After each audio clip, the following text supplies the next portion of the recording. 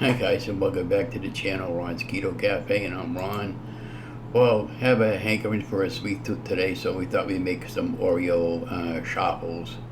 How appropriate. My cat's name is Oreo, but we're not gonna have him today, but we have him every day as far as a little pet to keep us company.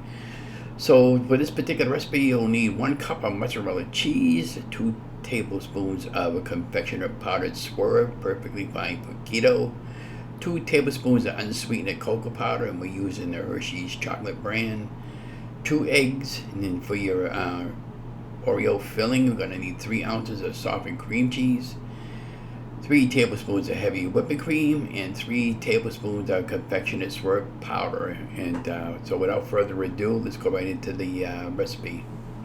Okay, so in the original video that I had posted, I was having a lot of problems with the music playing over my voice, and you couldn't hear my voice. And now I've been editing purposing all these older videos.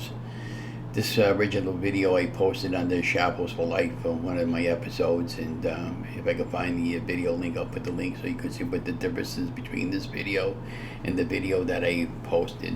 Now that I have all my ingredients into my mixing bowl, we're going to mix everything all up with the handheld mixer there, and just do the best you can with these videos that I'm putting together for you guys, and I'll try to have all the ingredients in below on the show more. And this original recipe book, I ended up buying this book that had over 100 recipes for Chaffles, and you can be very creative with Chaffles and everything. And now I got the mini dash going, and just pouring the mixture over the top of the Chaffle maker. And I ended up making 2 of these, by the way, or maybe I think I made 3, and I just ate the other one plain with a little bit of, I folded it over what I had left for whipping cream.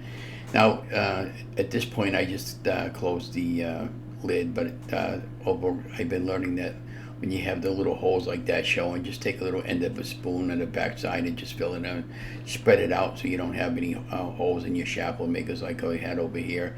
But these still came out fine. They're just I was just kind of experimenting with with different recipes that I wanted to give it a try. And over here I'm just trying to do the best I can filming. I do film by myself, by the way.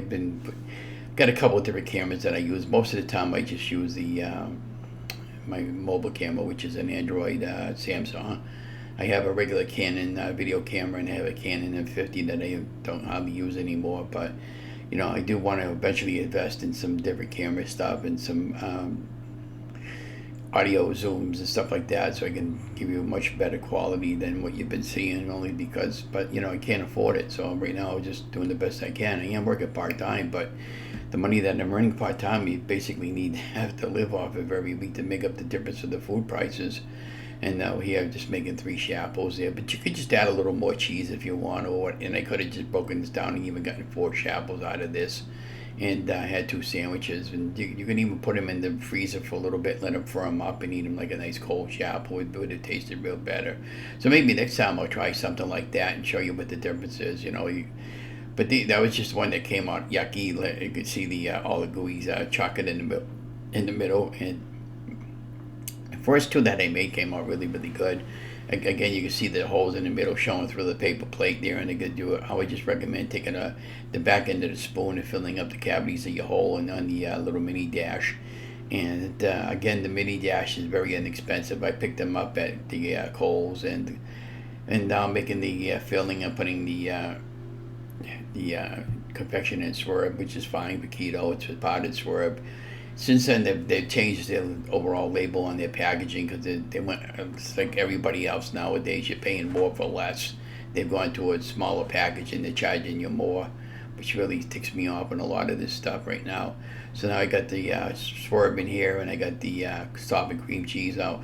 I'm using a Market Basket brand cream cheese because it's about $1.50 cheaper than a Philadelphia cream cheese, which is the better of the cheese. But if you can afford it, get what you can afford, because even the eggs right now are really crazy, and that's if you can find eggs in some stores. And our stores have been too bad, but like Market Basket just limits you on on egg purchasing. You can only get 2 dozen at a whack.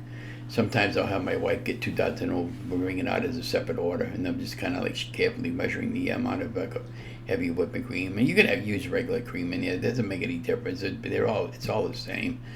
I have used both, but I use what you have on hand. And over here, I was just trying to get a good thumbnail. Again, I'm filming by myself and doing the video, doing the best I can. And I just was thinking about it. I just had the idea of why not just after you get it all made and everything, just take it and put it on a small little paper plate and pop it in the freezer for about an hour and let it firm up like a Oreo cookie. I bet that tastes real good that way, and it'd be nice and cool to the for a flavor taste. These came out really good. And again, I got the sugar-free powdered coconut powdered Hershey's chocolate brand there from that big company, and they've always been a favorite of mine. But anyways, here you have our final product. Don't forget to like, share, and subscribe. You know the drill.